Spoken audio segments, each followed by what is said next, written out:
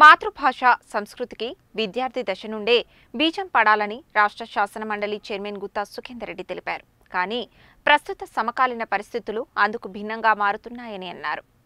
గురువారం అబిడ్స్ బొగ్గులకుంటలోని తెలంగాణ సారస్వత పరిషత్లో తెలంగాణ భాషా సాంస్కృతిక మండలి వ్యవస్థాపక అధ్యక్షులు ఆచార్య గంటా జలంధర్ రెడ్డి ఆధ్వర్యంలో జరిగిన తెలంగాణ భాష సమగ్ర పరిశీలన గ్రంథాన్ని రాష్ట్ర ప్రణాళిక సంఘం వైస్ చైర్మన్ డాక్టర్ జి చిన్నారెడ్డితో కలిసి తెలంగాణ శాసనమండలి చైర్మన్ గుత్తా సుఖేందర్ రెడ్డి ఆవిష్కరించారు. ఈ సందర్భంగా గుత్తా సుఖేందర్ రెడ్డి మాట్లాడుతూ చిన్ననాటి నుండే పిల్లలకు మాతృభాష దూరమవుతుందన్న ఆందోళన వ్యక్తం చేశారు. మాతృభాష తెలుగులో మాట్లాడాలని పిల్లలను గద్దించి చెప్పే పరిస్థితులు నేడు వచ్చాయి అని ఆయన అభిప్రాయపడ్డారు. పాఠశాలల ప్రాంగణాల్లో ఉపాధ్యాయులతోనే మాతృభాష పరిరక్షణ సాధ్యమవుతుందని ఆయన అన్నారు. భాషా సంస్కృతి లేనప్పుడు గురు శిష్యులు, తల్లిదండ్రులు, పిల్లల మధ్య బంధాలు కృత్రిమంగా మారుతున్నాయని గుత్తా సుఖేందర్ రెడ్డి ఆందోళన వ్యక్తం చేశారు. మాతృభాష తెలుగు పరిరక్షించాల్సిన ఆవశ్యకత ఉంది అని గుత్తా సుఖేందర్ రెడ్డి అన్నారు. మాతృభాష పరిరక్షణ ప్రభుత్వ పాఠశాలల్లోనే అమలు అవుతోందని ఆయన తెలిపారు. రాష్ట్రంలో 18 లక్షల ప్రభుత్వ పాఠశాలలు ఉన్నాయని,